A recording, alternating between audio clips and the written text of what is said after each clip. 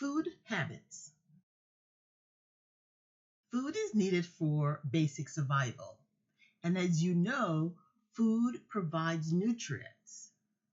And nutrients are what our bodies use from foods for growth, maintenance, and repair of body cells.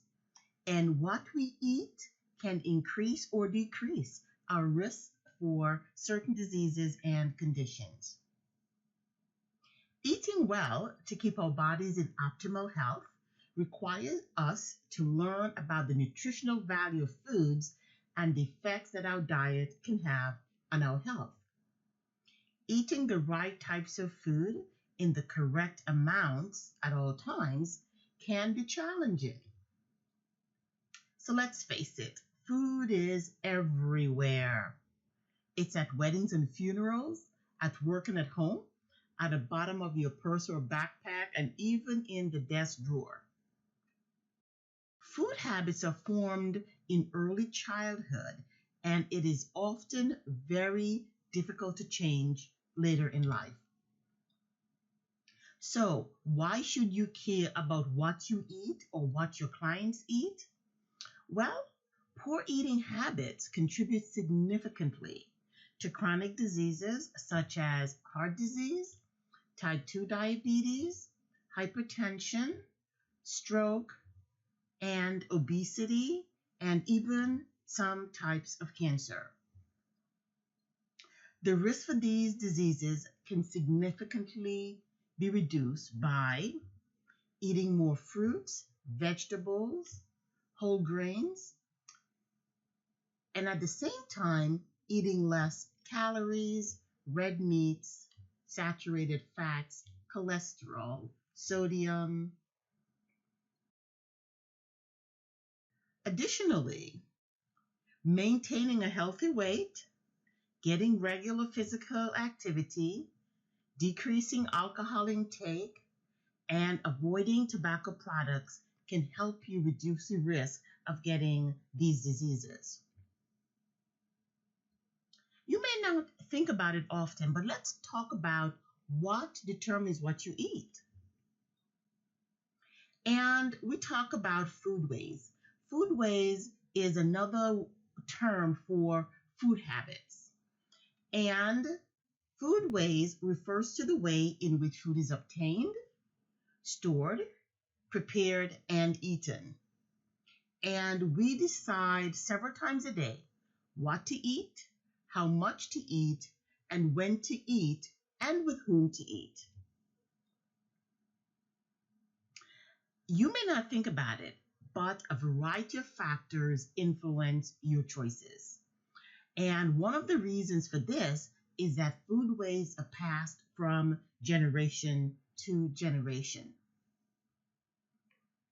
The biological determinants. When we say we like the taste of a food, we are referring to the texture. Is it crispy? Is it soggy? The flavor? Is it spicy? And the smell. And do you know that you have approximately 10,000 taste buds? Wow. And studies show that individuals rank taste as the number one reason for selecting specific foods. Taste always wins. There are also 4 classic tastes: sweet, sour, salt, and bitter. But there's a 5th flavor called umami, which is a Japanese word for the savory taste produced by glutamate. And it has a robust, meaty-like taste in your mouth. We are born with a preference for liking sweet foods and avoiding sour and bitter foods. But to tell you the truth, we need to have all of these experiences because sour and bitter fruits also produce different types of digestive enzymes.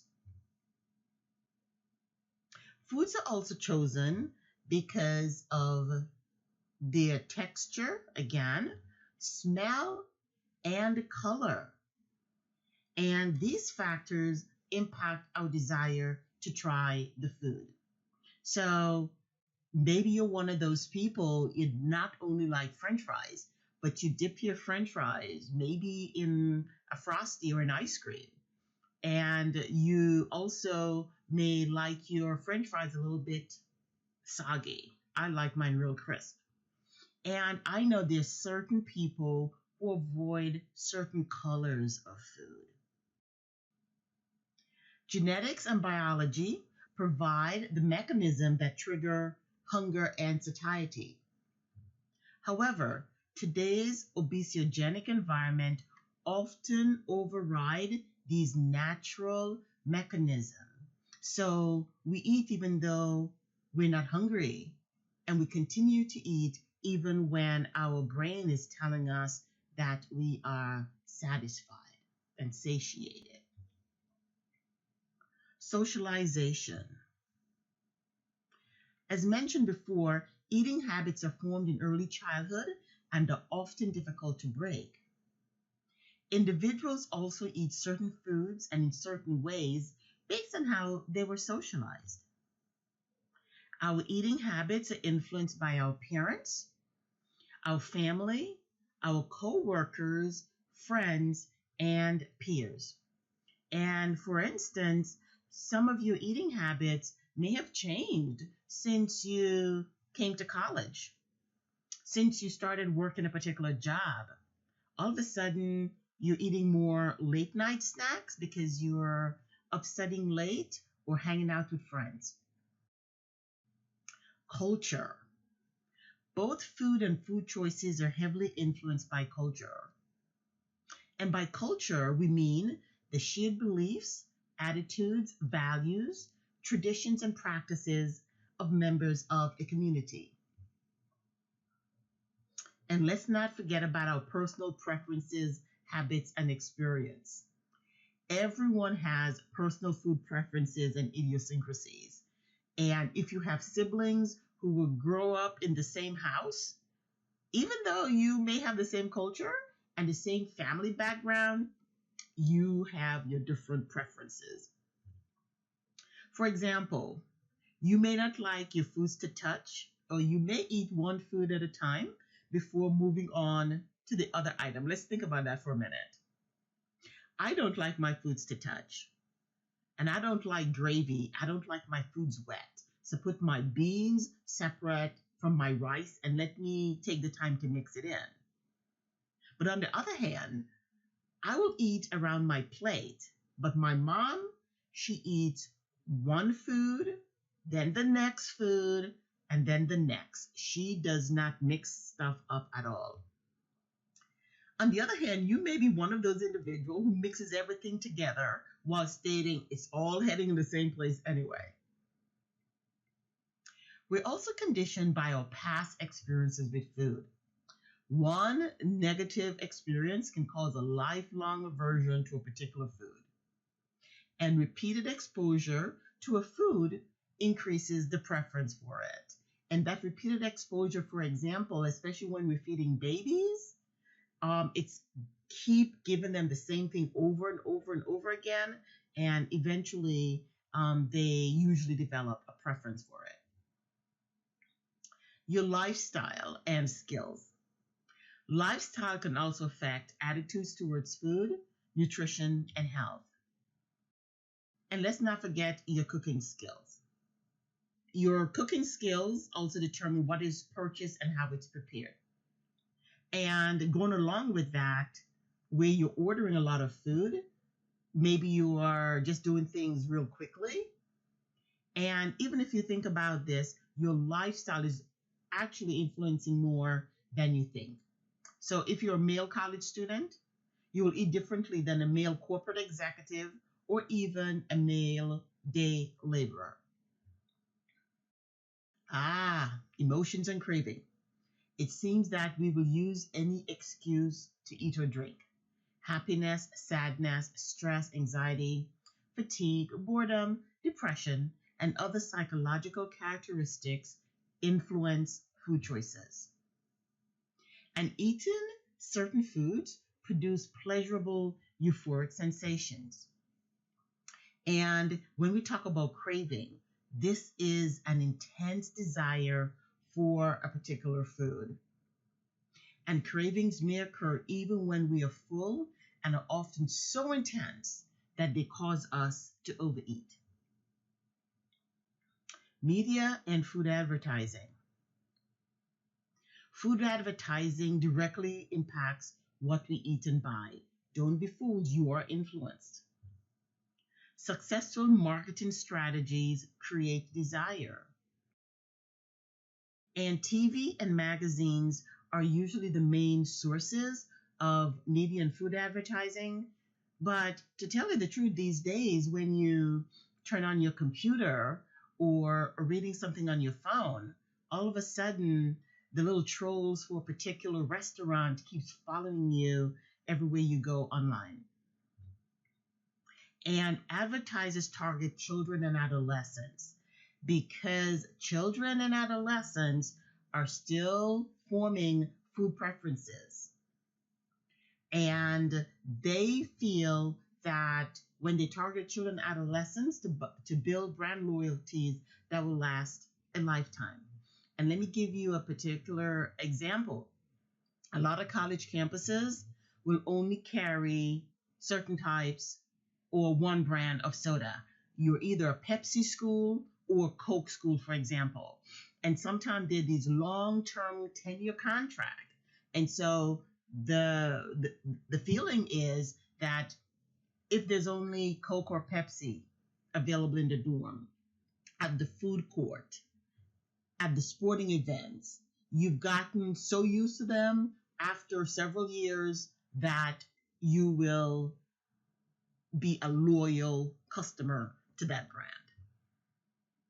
Environmental issues and geographical location. Certain crops are grown in specific parts of the country and certain regions of the world because of the climate, type of soil, agricultural practices, etc.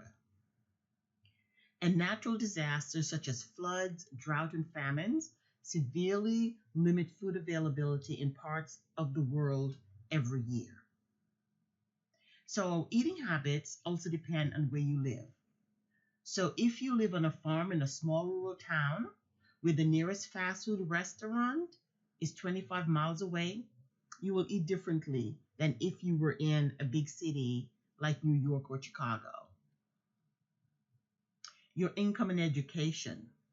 Personal income and educational achievement are key factors affecting not only the amount that is spent for food, but also the types of food that are purchased. Individuals with higher education and income eat a better quality of diet and are less sedentary than their low-income counterparts. So food and education matter. Many low-income families live in food deserts or neighborhoods without ready access to affordable fresh fruits, vegetables, and other healthy foods. Health goals. Many individuals choose a healthy diet to achieve health goals, such as to lose weight or sometimes just to feel great. Others do so to lower their health risk after they or a family member have been diagnosed with a health problem. And health goals as a reason to change your food habits is a very good one. Our food habits are also influenced by food trends. And an increasingly diverse population brings different and unique foods to the marketplace. And that's the reason why sometimes we like to visit big cities, because we can get more choices in foods in different restaurants. Food manufacturers also add new foods and flavors to the marketplace. And some of the current flavor trends are ginger, cranberries, blueberries, dark chocolate, bacon, mint, pomegranate, acai, and green tea. Public policy regulations and guidelines. The food and water supply are regulated by several government agencies, and these agencies create laws, policy guidelines and standards for food production, processing, marketing, availability, access, utilization, and consumption. We've noticed changes in eating habits. Eating habits have changed considerably over the past 5 decades. Some of these changes have been negative and others have been positive. So let's talk about some of the biggest changes. They include consuming more foods in general. We just eat more food, and we like the restaurants where the foods are falling off our plates because they give us such big servings. But we're also wasting more food. We have a hankering for a food today, and the leftovers stay in the refrigerator for several days and then out with the garbage. We're eating more meals away from home. We're eating more fast foods, even though now we have what we call more casual fast foods that are providing healthier options. We're cooking with healthier oils like olive oils. Aha! We're drinking more specialty coffees and teas. And we're drinking more smoothies and protein shakes. We're also drinking more soft drinks and sugar sweetened beverages, drinking less cow's milk, but buying more specialty dairy foods, especially yogurts and nut milks like almond milk, cashew milk, even coconut milk. But we're eating more processed foods also. And the more processed foods we eat, it means also that we're eating more sugar and sodium. We're buying more cooked and pre-cooked meals from grocery stores and delis. The rotisserie chicken with the sides can help a lot of families eat a hot, nutritious meal when we don't have time to cook. Ordering groceries online, and this is more evident now during the pandemic, where we don't go to the grocery stores, we just order things online. They're delivered to us, or we can drive by and do the pickup. Don't even have to get out of our cars. We're having more meals delivered. We're eating more meals in the vehicles. And we're buying single serving meals. But on the other hand, large families are buying more foods in bulk at the big box stores. Other changes. We have more people who are going vegetarian, more people are going vegan, but even people who are not going vegetarian all the way, they're eating less meat at times. Mentioning also ordering groceries online.